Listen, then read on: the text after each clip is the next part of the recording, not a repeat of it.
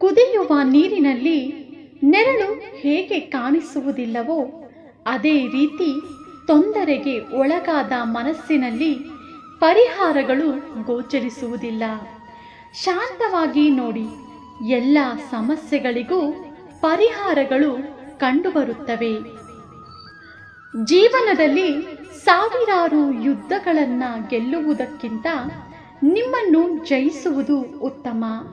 ಆಗ ಗೆಲುವು ಯಾವಾಗಲೂ ನಿಮ್ಮದಾಗಿರುತ್ತದೆ. ಅದನ್ನು ನಿಮ್ಮಿಂದ ಯಾರೂ ಕಸಿದುಕೊಳ್ಳಲು ಸಾಧ್ಯವಿಲ್ಲ. 3 ವಿಷಯಗಳು ಯಾವುದೇ ಸಂದರ್ಭದಲ್ಲಿ ಮರೆಯಲಾಗುವುದಿಲ್ಲ. ಅವುಗಳೆಂದರೆ 1 ಸೂರ್ಯ, 2 ಚಂದ್ರ ಮತ್ತು ಸತ್ಯ. ಯಾರೇ ಆಗಿರಲಿ, ಒಬ್ಬ ವ್ಯಕ್ತಿಯ ತಾಳ್ಮೆಯ ಪರೀಕ್ಷೆ ಯಾವತ್ತೂ ಮಾಡಬಾರದು. ಒಮ್ಮೆ ಆ ವ್ಯಕ್ತಿ ತಾಳ್ಮೆಯನ್ನ ಕಳೆದುಕೊಂಡರೆ ನೀವು ಅಸಾಧ್ಯ ಎಂದು ಅಂದುಕೊಂಡಿದ್ದ ಕೆಲಸವನ್ನ ಕೂಡ ಆ ವ್ಯಕ್ತಿ ಮಾಡುವ ಸಂಭವವೇ ಅಧಿಕವಾಗಿರುತ್ತದೆ. ಅತ್ಯಂತ ಶಕ್ತಿಯುತವಾದ ಆಯುಧವೇ ತಾಳ್ಮೆ. ತಾಳ್ಮೆ ನಿನ್ನ ಜೊತೆಯಲ್ಲಿ ಇದ್ದರೆ ಎಂತಹ ಸಮಯದಲ್ಲೂ ನೀನು ವಿಜಯವನ್ನ ಸಾಧಿಸಬಹುದು. ತುಂಬ ತಾಳ್ಮೆಯನ್ನು ಹೊಂದಿರುವ ಜನರನ್ನು ಎಂದಿಗೂ ನೋಯಿಸಬೇಡಿ. ಏಕೆಂದರೆ ಅವರು ಆ ನೋವನ್ನು ಕೂಡ ಅಷ್ಟೇ ತಾಳ್ಮೆಯಿಂದ ಸ್ವೀಕರಿಸಿ ಅದಕ್ಕೆ ತಕ್ಕ ಉತ್ತರವನ್ನ ಅಷ್ಟೇ ತಾಳ್ಮೆಯಿಂದ ನೀಡುತ್ತಾರೆ. ಆಗ ಆ ತಾಳ್ಮೆ ನಿಮ್ಮಲ್ಲಿ ಇರುವುದಿಲ್ಲ ನೋಡಿ. ತಾಳ್ಮೆ ಇದ್ದರೆ ಸಮಯ ಕೂಡ ಸಹಾಯ ಮಾಡುತ್ತದೆ. ತಾಳ್ಮೆ ಇಲ್ಲದಿದ್ದರೆ ಸಮಯ ಕೂಡ ಸಂಕಷ್ಟಗಳನ್ನು ಸೃಷ್ಟಿ ಮಾಡಿಬಿಡುತ್ತವೆ. ಜೀವನದಲ್ಲಿ ತಾಳ್ಮೆ ಎಂಬುದು ಬಹಳ ಮುಖ್ಯ. ಬಾಗುವುದರಿಂದ ಸಂಬಂಧ ಉಳಿಯುವುದಾದರೆ ಬಾಗಿಬಿಡಬೇಕು. ಆದರೆ ಪ್ರತಿ ಬಾರಿಯೂ ನೀವೇ ಬಾಗುವುದಾದರೆ ಬಾಗುವುದನ್ನೇ ಬಿಟ್ಟು ಬಿಡಿ.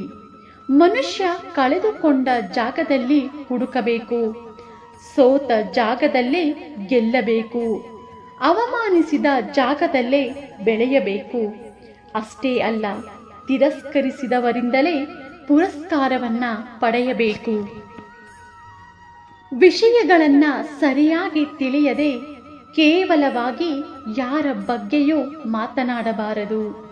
ಏಕೆಂದರೆ ಅವರ ಪರಿಸ್ಥಿತಿ ಮತ್ತು ಸಂದರ್ಭ ಹೇಗಿರುತ್ತದೆಯೋ ಅವರಿಗೆ ಮಾತ್ರ ತಿಳಿದಿರುತ್ತದೆ.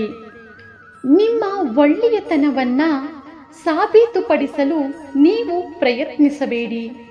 ನಿಮ್ಮ ವ್ಯಕ್ತಿತ್ವ ವಿಶೇಷವಾಗಿದ್ದರೆ ಸಮಯವೇ ನಿಮ್ಮನ್ನ ಯೋಗ್ಯರನ್ನಾಗಿಸುತ್ತದೆ.